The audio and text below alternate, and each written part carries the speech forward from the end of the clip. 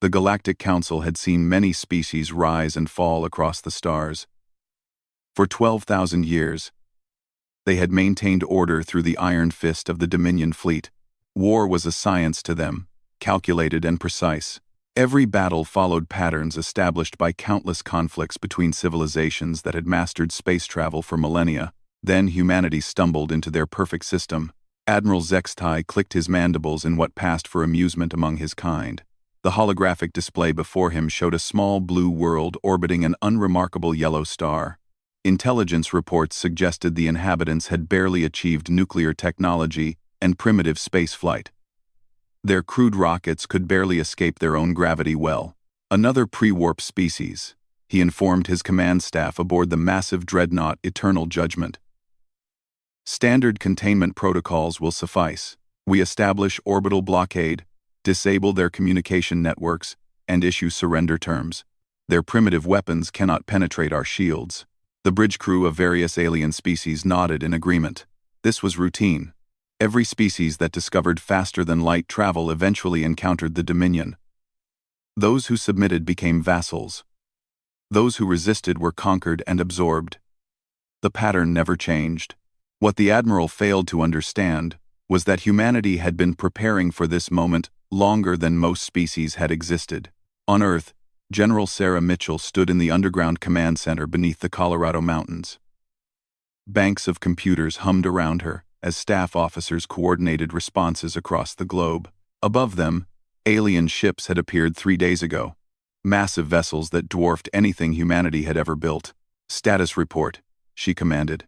All deep space monitoring stations confirm 73 hostile vessels in high orbit, reported Colonel Chen. No response to communication attempts.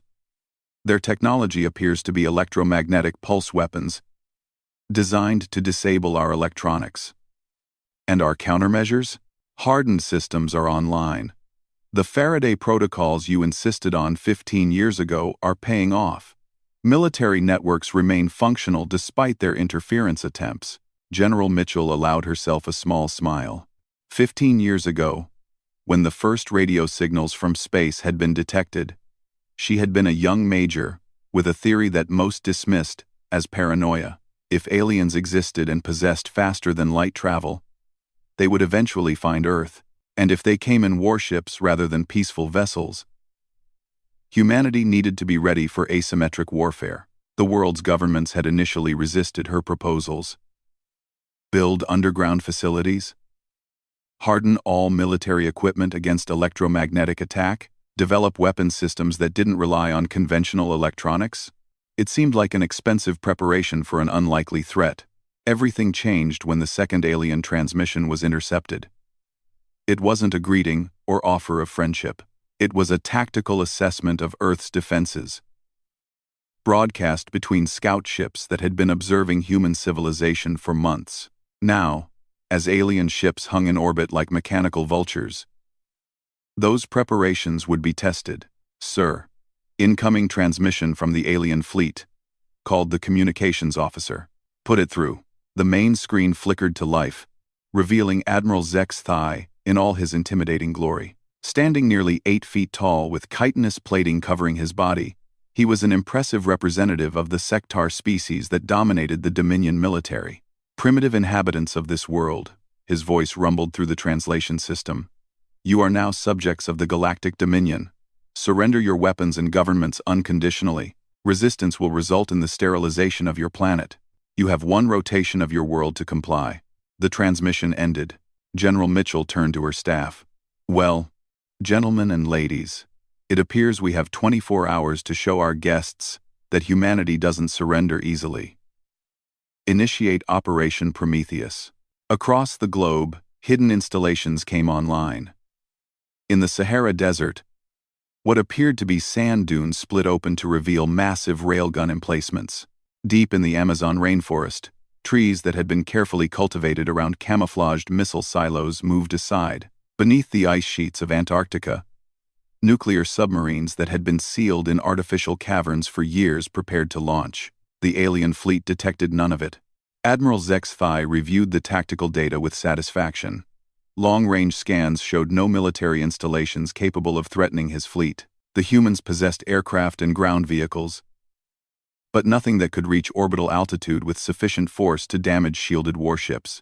"Sir, we're detecting some unusual electromagnetic activity from the planet's surface," reported his sensor officer. "Elaborate." "Multiple power sources coming online simultaneously across the globe. The energy signatures are unfamiliar." Zexthai dismissed the concern with a wave of his claw. "Primitive attempts to strengthen their defensive networks. It matters not. Their technology is thousands of years behind ours." What he didn't realize was that humanity had spent decades studying every piece of alien technology they could find. The crashed scout ship in Romania 8 years ago had provided crucial insights into Dominion shielding and propulsion systems. More importantly, it revealed the fundamental weakness in their approach to warfare. The Dominion had grown complacent. Their superior technology had made them lazy. They expected to face opponents who fought according to established galactic norms, using energy weapons and seeking to disable rather than destroy. Their shields were designed to deflect directed energy attacks and deflect incoming missiles that followed predictable flight paths. They were not prepared for humans. At precisely 0600 GMT, Operation Prometheus began. The first wave launched from sites scattered across Earth's surface, but these weren't the missiles or energy weapons the Dominion expected. Instead, humanity had developed something far more primitive and infinitely more dangerous. Kinetic bombardment weapons, massive tungsten rods, each weighing several tons, launched from electromagnetic rail systems hidden across the planet. They didn't rely on explosives or guidance systems that could be jammed. They were simply very heavy objects accelerated to tremendous velocities, using principles that any civilization would dismiss as impossibly crude. The rods screamed through space at velocities approaching 5% of light speed. The Dominion's sensors, calibrated to detect energy weapons and guided missiles, barely registered them until they began impacting shield generators. Admiral Zexthai watched in stunned disbelief as his flagship's shields flickered and died under the impact of what appeared to be metal projectiles. The primitive kinetic weapons punched through defensive systems designed to stop plasma cannons and antimatter torpedoes. "Impossible," he chittered. "No civilized species would use such barbaric weapons." But humanity was just getting started. The second wave consisted of what the humans called smart rocks. These were similar kinetic weapons, but equipped with minimal guidance systems and programmed with one simple instruction: impact any large metal object, not transmitting a specific frequency. The alien fleet, accustomed to electronically coordinating their movements, found their own communication systems working against them. The smart rocks homed in on ships broadcasting tactical data, turning the Dominion's advanced coordination capabilities into targeting beacons. 3 Dominion destroyers were completely disabled in the first 5 minutes of engagement. "All ships, emergency protocols," Admiral Zexthai commanded. "Activate point defense systems and target those projectiles." But the Dominion's point defense lasers were designed to intercept missiles and energy attacks. They tracked targets by their emissions and electronic signatures. The tungsten rods gave off no heat signatures, no electromagnetic emissions, and no guidance signals to trace. They were effectively invisible until the moment of impact. The third wave introduced humanity's most innovative contribution to galactic warfare: the kinetic swarm. Instead of large, individual projectiles, this attack consisted of millions of small steel spheres launched simultaneously from hundreds of hidden installations. Each sphere was no larger than a marble, but when accelerated to extreme velocities, they became devastating weapons. The alien fleet found itself engulfed in what appeared to be a metallic snowstorm. Their shields, already weakened by the tungsten rod impacts, couldn't handle the sheer volume of simultaneous strikes. Individual spheres might not penetrate their armor, but thousands hitting the same location in rapid succession created a cumulative effect that their defenses couldn't counter. Within 30 minutes of the first shot, the Dominion fleet had lost over a third of its vessels. Admiral Zexthai stared at the tactical display in growing horror. Red indicators marked disabled or destroyed ships throughout his formation. The humans hadn't used a single energy weapon or guided missile. They were fighting like savages with rocks and sticks, but somehow making it devastatingly effective. "Sir, Emergency communication from Dominion Command, his communications officer reported with barely concealed panic. The holographic form of Supreme Admiral Korthek materialized on the bridge. The elderly Sektar's usually calm demeanor showed cracks of concern. Zexthai, what is your status? Our long-range sensors indicate massive casualties in your fleet. Supreme Admiral, the humans are. They're not fighting according to any known tactical doctrine. They're using kinetic weapons exclusively, and our defenses are inadequate against such primitive attacks. Korthek's mandibles clicked in thought. Kinetic weapons? No species has used purely kinetic weapons in warfare for thousands of years. Are you certain? Completely certain, sir. No energy signatures, no guided targeting systems, no sophisticated technology at all. Just very fast rocks, but deployed with timing and coordination that suggests detailed knowledge of our defensive capabilities. The Supreme Admiral was quiet for a long moment. Admiral, I want you to withdraw to safe distance and observe. Do not engage further until we can analyze their tactics. If these humans have developed effective countermeasures to our standard warfare protocols, we need to understand their methods before committing additional resources. As the battered Dominion fleet pulled back to a higher orbit, General Mitchell allowed herself a moment of satisfaction. Phase 1 of Operation Prometheus had exceeded all expectations. Ma'am, alien fleet is withdrawing to approximately 50,000 kilometers altitude, reported Colonel Chen. Excellent. How are our hidden installations holding up? All primary sites remain concealed. The aliens appear to have no effective method for detecting our buried railgun positions.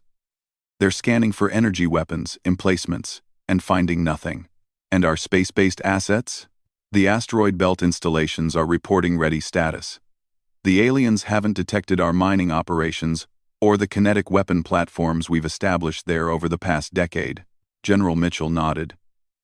Humanity's preparation for this day had been extensive and carefully hidden. While the world's governments publicly focused on peaceful space exploration, a parallel military program had been developing weapons and strategies specifically designed to counter technologically superior opponents. The key insight had come from studying historical examples of asymmetric warfare. Throughout human history, technologically inferior forces had defeated superior enemies by refusing to fight according to their opponent's rules. The same principle applied to interstellar conflict. The Dominion expected to face opponents who used energy weapons, guided missiles, and sophisticated electronic warfare.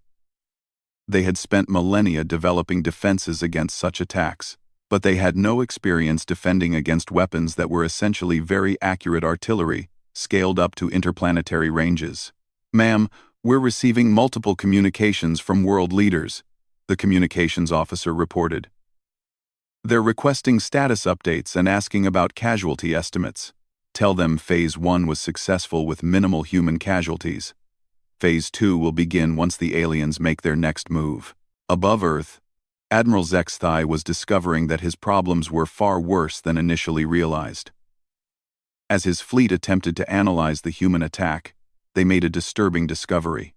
Sir, detailed examination of the kinetic weapons shows signs of sophisticated metallurgy and precision engineering, his science officer reported. These aren't primitive weapons at all. The humans have somehow developed kinetic systems with accuracy and power that rivals our energy weapons, but without any of the technological signatures we know how to defend against. Recommendations: we need to completely revise our defensive protocols. Our shields and point defense systems are optimized for the wrong type of threat.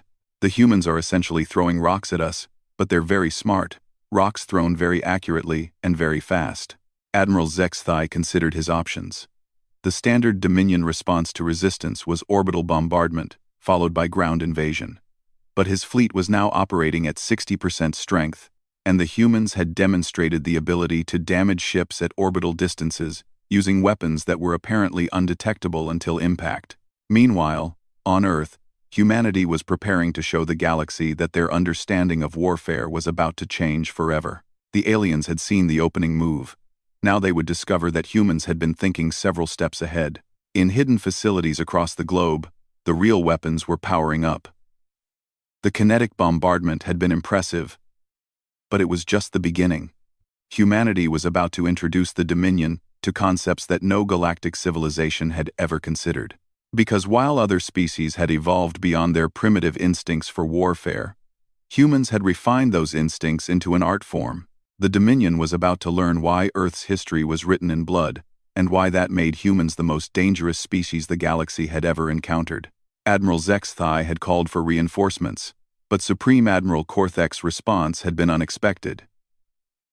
Instead of sending additional warships, Dominion Command had dispatched their most elite unit, the Psychological Warfare Division.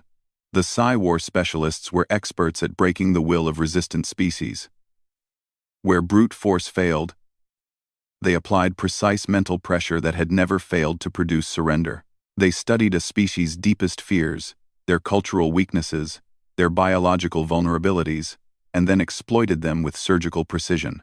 Commander Veltar was the finest psychological warfare operative in the Dominion.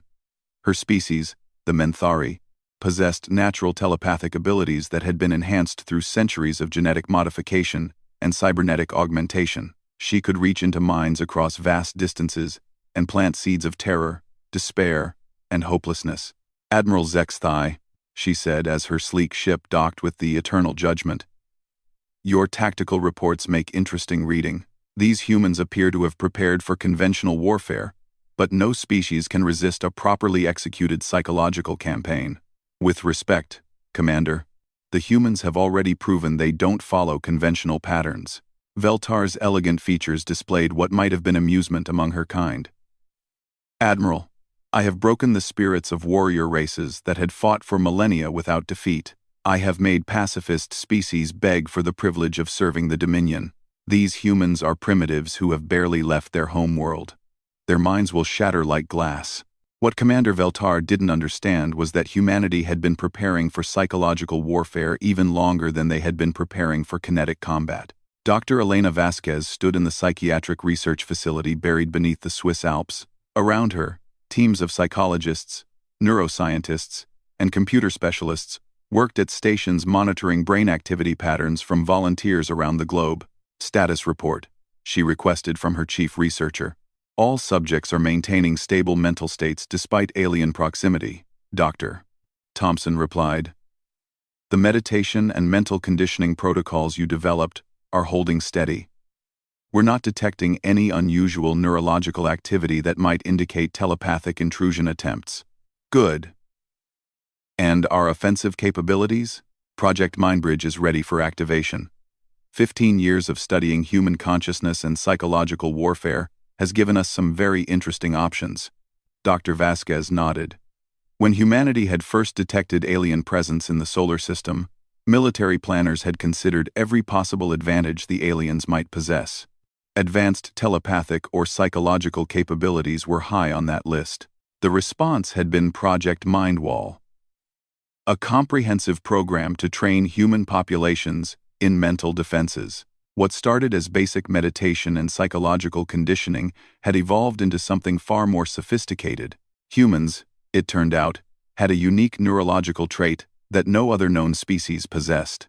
While most intelligent life had evolved past the primitive survival instincts that created warfare, humans retained those ancient mental patterns alongside their advanced intelligence. This made them psychologically chaotic in a way that other species found extremely difficult to predict or manipulate. Commander Veltar initiated her first probe into human consciousness, expecting to find the usual patterns: fear, confusion, desperation, and the gradual erosion of will that marked a species ready for conquest. Instead, she encountered something that made her recoil in shock. The human minds weren't afraid. They were angry. Not the simple rage that sometimes accompanied desperate resistance, but something far more complex and dangerous. These minds had been shaped by millions of years of predator instincts, refined by thousands of years of warfare, and then turned into a weapon through decades of careful training. When she tried to plant seeds of despair, she found minds that had already considered defeat and planned for it. When she attempted to amplify fear, she discovered minds that fed on adrenaline and turned terror into tactical advantage. When she sought to create confusion, she found minds that thrived in chaos. Worse, the humans seemed to be aware of her mental intrusion, and they were fighting back. "This is impossible." Veltar reported to Admiral Zexthai. The humans have somehow prepared psychological defenses that I've never encountered. Their minds are resistant to conventional manipulation. Resistant how? They've been trained, Admiral. Extensively trained. Every human I've attempted to influence shows signs of advanced mental conditioning. They know we're trying to break their will, and they've prepared countermeasures. What she didn't mention was the more disturbing discovery. Some humans weren't just resisting her psychological attacks. They were turning them around and projecting their own mental influences back at her. Dr. Vasquez monitored the alien psychological attack from her command center with growing satisfaction. They're using standard telepathic intrusion techniques, she reported to General Mitchell via secure communication. Nothing our subjects haven't trained to resist. And Project Mindbridge? Standing by. We've identified the source of their psychological attacks, and we're ready to respond. But Sarah, I have to warn you. What we're about to do has never been tested on this scale. Explain. Human minds are unique in the galaxy because we never lost our predator instincts. Every other intelligent species evolved past them. We learned to control ours, but we kept them. Project Mindbridge weaponizes those instincts and projects them outward. General Mitchell understood immediately.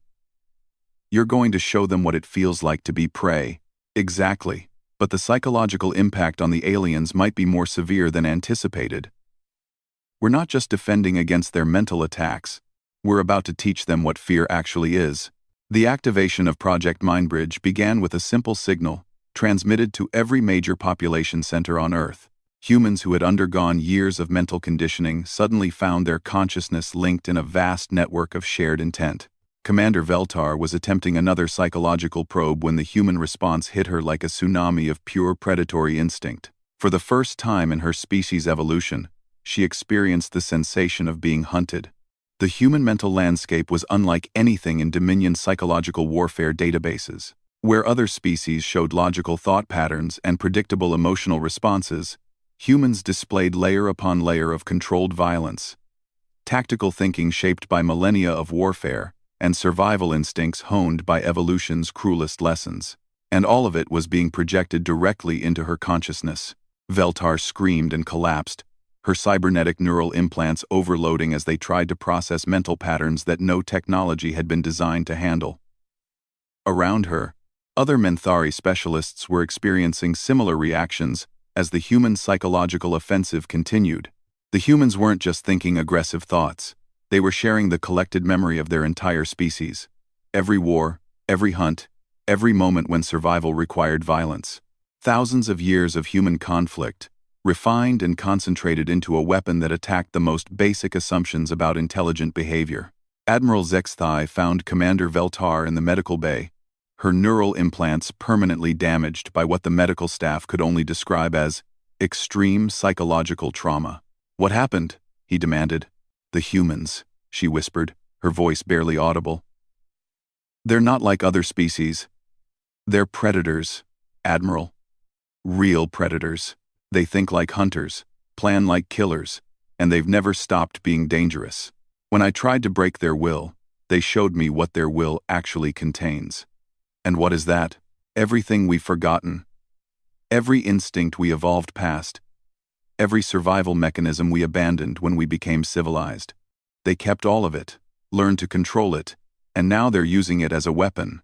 Admiral Zexthai was beginning to understand that humanity represented something unprecedented in galactic history. Most species became spacefaring after achieving peace among themselves.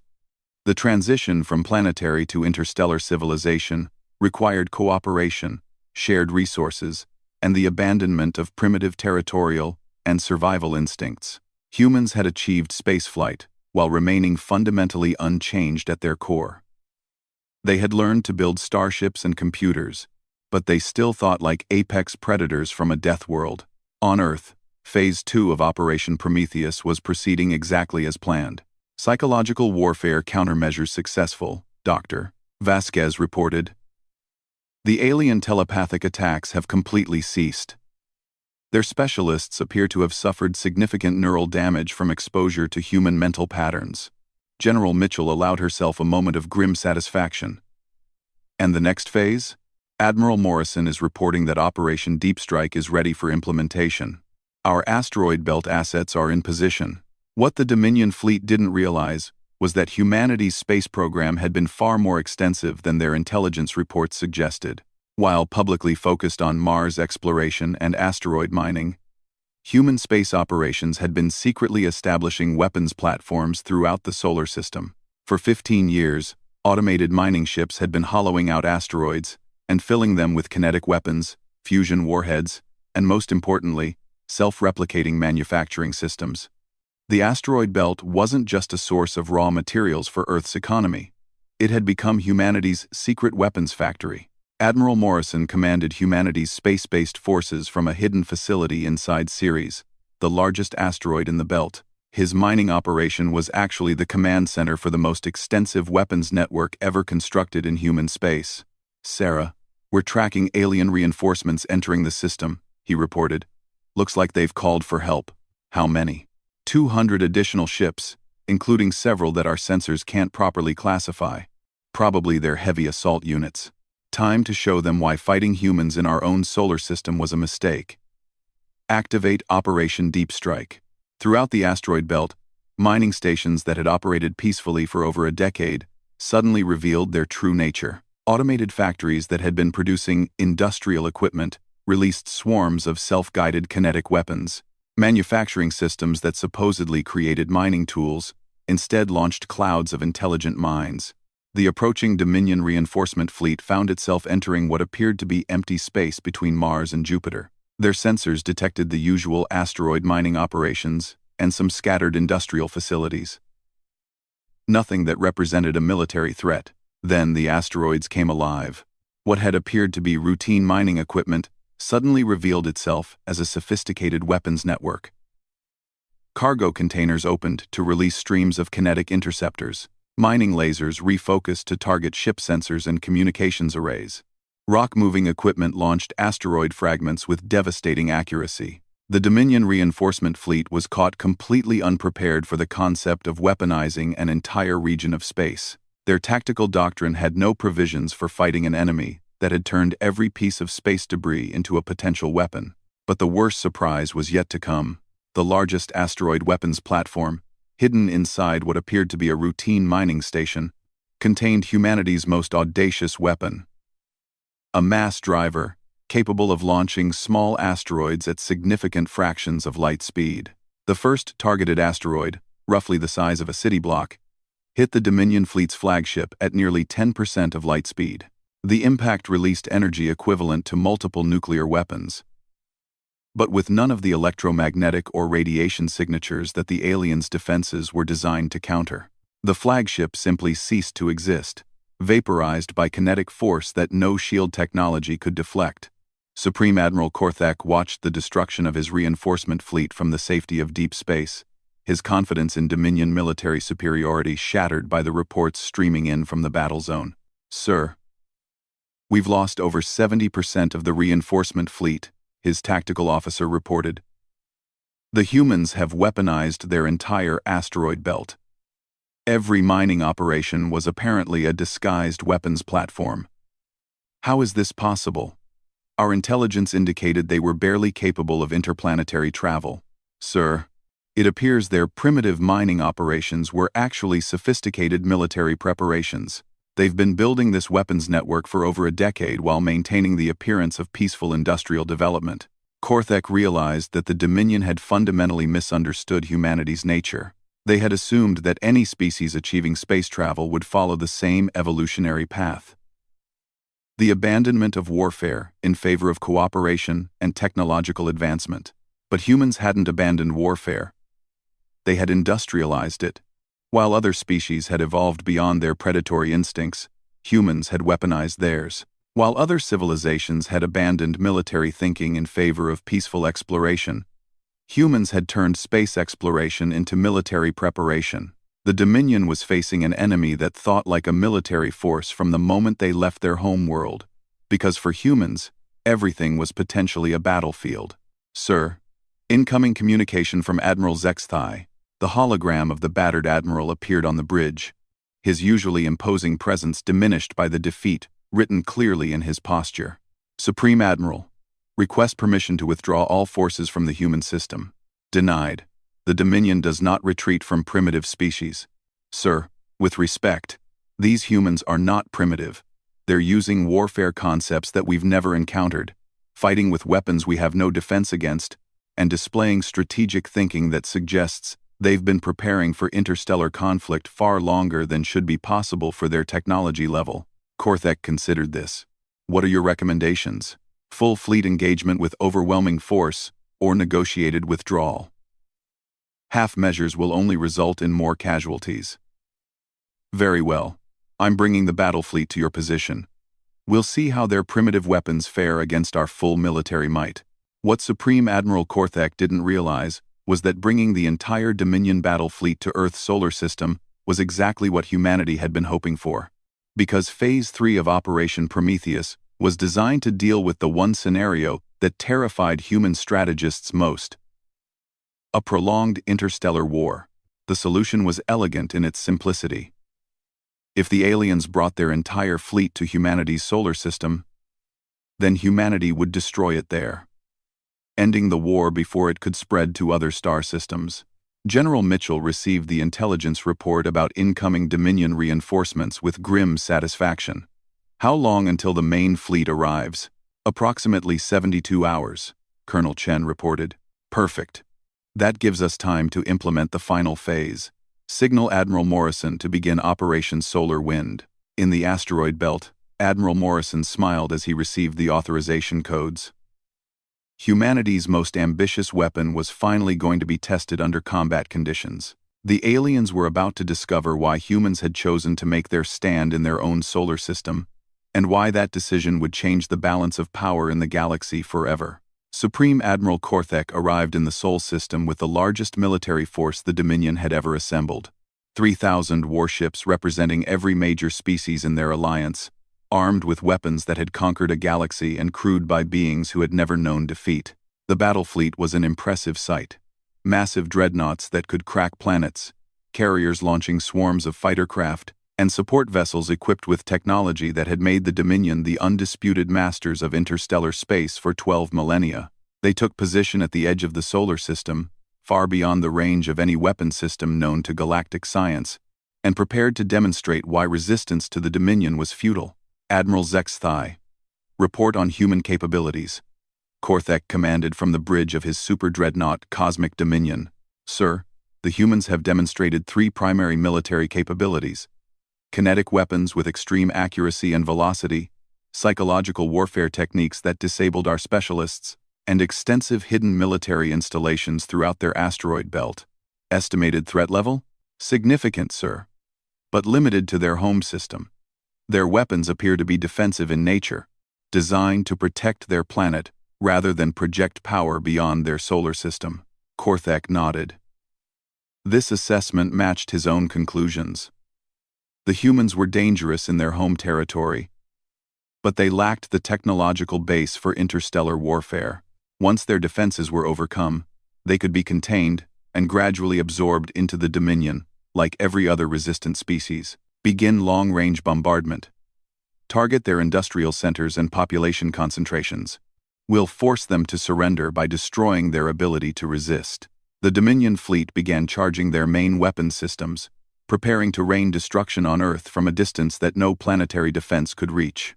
That's when Admiral Morrison activated Operation Solar Wind.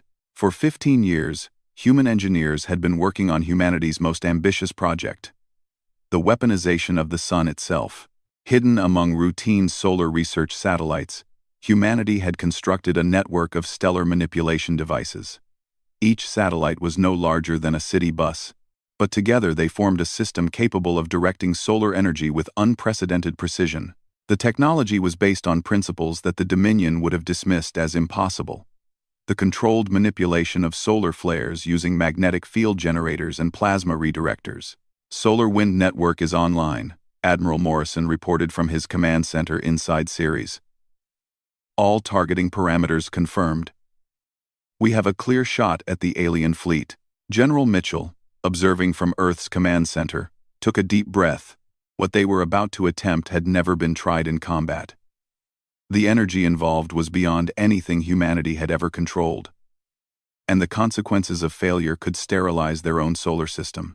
"You have authorization for solar wind activation," she confirmed. The network of satellites around the sun began their delicate work. Magnetic fields that had taken decades to perfect started redirecting the constant stream of charged particles and energy that flowed from Earth's star. Instead of radiating harmlessly into space, that energy was focused and concentrated into a single, devastating beam. Supreme Admiral Korthek was reviewing target priorities when his sensor officer reported an anomaly. "Sir, detecting unusual activity from the local star. Energy output appears to be increasing in specific spectral bands." "Explain." "Unknown, sir. The star appears to be focusing its output in our direction." Before Korthek could respond, the sensor displays exploded with warnings. A beam of concentrated stellar energy, containing the power of a small star, was racing toward the Dominion fleet at light speed. There was no time to dodge, no way to deflect it, and no shield technology in the galaxy that could withstand the focused output of an entire star. The beam struck the Dominion battle fleet like the wrath of a cosmic god. Ships that had withstood the firepower of entire civilizations were vaporized instantly. Energy shields that could deflect antimatter weapons failed catastrophically when faced with power levels that exceeded their design parameters by orders of magnitude. In less than 30 seconds, the largest military force ever assembled by the Dominion ceased to exist. Supreme Admiral Korthek had just enough time to transmit a final message to Dominion Command before his flagship joined the expanding cloud of superheated plasma that had once been 3,000 warships. "All vessels lost. Humans have weaponized their star. Recommend immediate cessation of all military action against this species." The transmission ended as the cosmic dominion was consumed by stellar fire. On Earth, monitoring stations confirmed what their sensors could barely comprehend: the complete annihilation of the alien fleet. "Solar wind successful," Admiral Morrison reported, his voice filled with awe at what they had accomplished. "Enemy fleet completely destroyed. No survivors detected."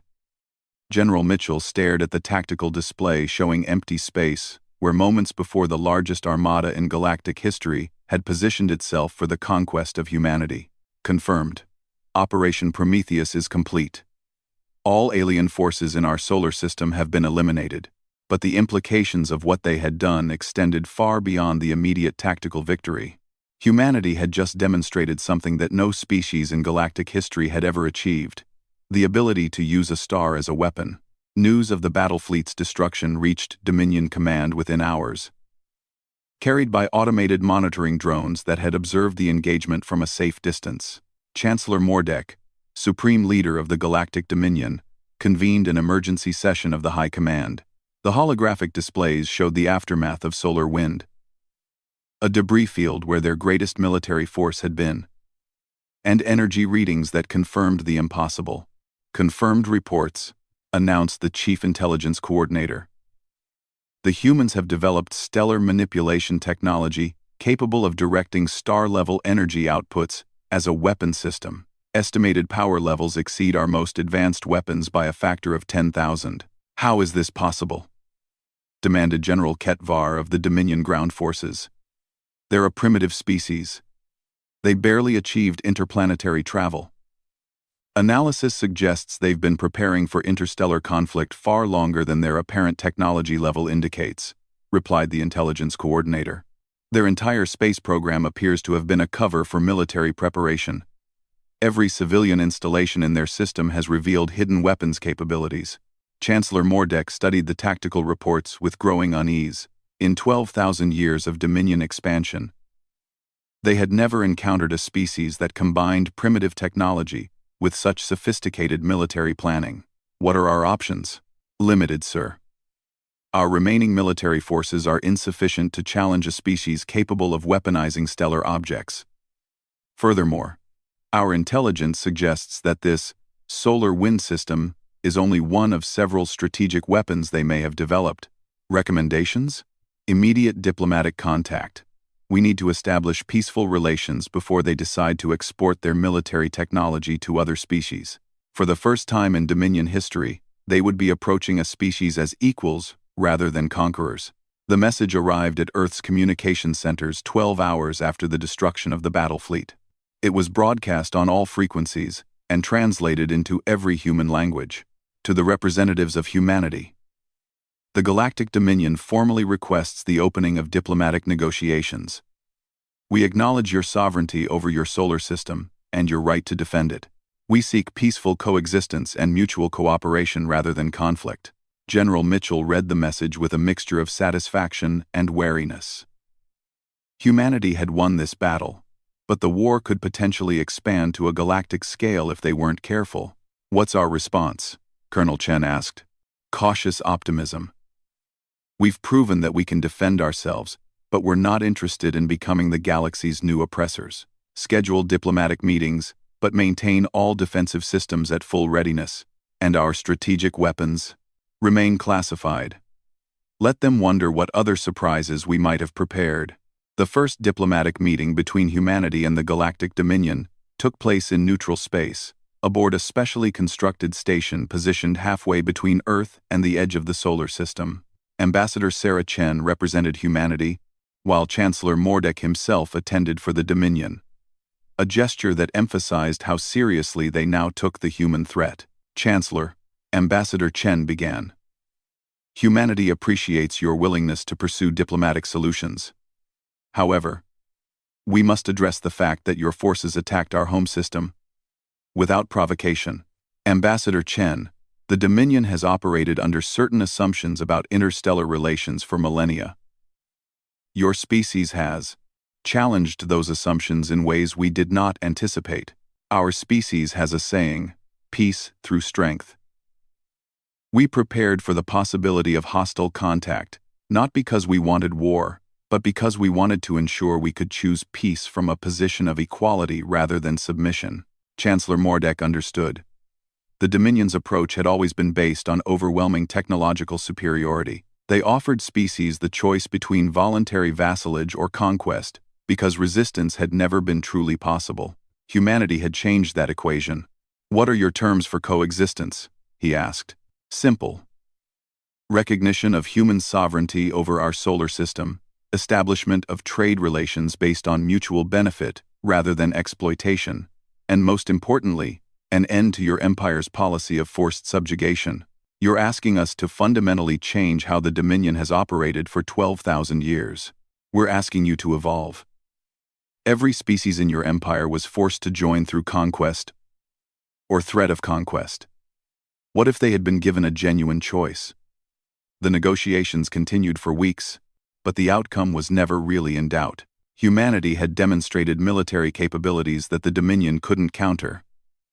But they were also offering something the galaxy had never seen, a model for interstellar relations based on voluntary cooperation rather than dominance.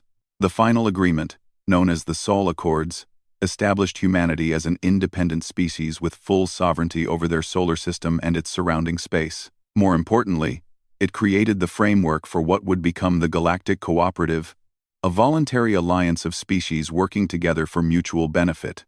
Within 5 years, over half the species in the former Dominion had requested membership in the cooperative. The promise of genuine partnership rather than subjugation proved more attractive than the Dominion's rule by force. But the real change went deeper than politics or economics. Humanity's victory had proven that technological superiority wasn't the only factor in interstellar conflict. Strategic thinking, careful preparation, and the willingness to fight unconventionally could overcome even vast technological disadvantages. More importantly, humans had retained something that other spacefaring species had lost: the predatory instincts and strategic thinking that made effective warfare possible. Dr. Elena Vasquez published her research on comparative psychology between humans and other galactic species 5 years after the war ended. Her findings revolutionized understanding of intelligent evolution. Most species, she wrote, achieve interstellar travel only after evolving past their aggressive survival instincts. This creates civilizations that are technologically advanced but strategically naive. They're unprepared for conflict because they've spent millennia learning to avoid it. Humans achieved spaceflight while retaining our predatory heritage. We learned to control our aggressive instincts, but we never abandoned them. This made us unique in the galaxy, a species with advanced technology and primitive fighting instincts. The result was a civilization that prepared for war while hoping for peace. And when conflict came, we were ready in ways our opponents couldn't anticipate or counter. The war between humanity and the Dominion lasted less than a week, but its consequences echoed across the galaxy for generations. Species that had been subjects of the Dominion for thousands of years suddenly found themselves free to choose their own destiny. The concept of voluntary interstellar cooperation replaced rule by conquest, and at the center of it all was a small blue world whose inhabitants had proven that sometimes the most dangerous species in the galaxy is the one that never forgot how to fight. General Mitchell retired from active duty 2 years after the war, but she continued to serve as an advisor to the Galactic Cooperative's Defense Council. Her strategic insights, honed by decades of preparation for asymmetric warfare, helped shape military doctrine that other species had never needed to develop. The galaxy is safer now, she reflected in her memoirs, not because humans are peaceful, but because we proved that predators still exist among the stars. The knowledge that resistance is possible, that technological superiority isn't absolute, that careful preparation can overcome overwhelming odds. That knowledge changed everything. The Dominion ruled through fear of their superior technology. We defeated them by being something they'd never encountered. A spacefaring species that still remembered how to be dangerous. Other civilizations lost their edge when they reached the stars. We kept ours. And in the end, that made all the difference. Admiral Morrison continued to command humanity's space-based defenses, but his role evolved from preparation for war to maintenance of peace. The weapons systems hidden throughout the solar system remained active, but they served a new purpose, ensuring that no species would ever again face the choice between submission and annihilation. The solar wind network, humanity's ultimate weapon, was never used again in combat, but its existence, and the knowledge that humans were willing to weaponize their own star to defend their independence, served as a powerful deterrent to any species that might consider returning to the old ways of conquest and domination. 10 years after the war, Chancellor Mordek visited Earth as part of a cultural exchange program. He met with General Mitchell at the memorial constructed for the few human casualties of the conflict. "I've often wondered," he said, "what would have happened if the Dominion had approached humanity with offers of friendship rather than demands for submission?" "We'd have welcomed you with open arms," Mitchell replied. "Humans are naturally curious about other cultures, eager to learn and explore. We prepared for war, but we hoped for peace. Yet you were ready for conflict in ways we never imagined possible, because we understood something that your civilization had forgotten. The price of freedom is eternal vigilance. Peace isn't the absence of the ability to fight. It's the choice not to fight when you could win." Mordek considered this wisdom. "Your species has taught the galaxy that strength and wisdom can coexist. That preparing for war doesn't mean seeking it. That's the lesson we hope other species will learn. The galaxy is vast enough for everyone to prosper, but only if we're all strong enough to defend what we value, and wise enough to respect what others value." As they stood in the memorial garden, watching the sun set over Earth's mountains, both leaders reflected on how much the galaxy had changed. The age of conquest was over. The age of cooperation had begun. And at its heart was a simple truth that humanity had proven in the most decisive way possible. Sometimes the most powerful weapon is the one you never have to use, and the most dangerous species is the one that fights only when it chooses to. The Dominion had learned about war from humans. But more importantly, they had learned about peace. And that knowledge would shape the galaxy for thousands of years to come.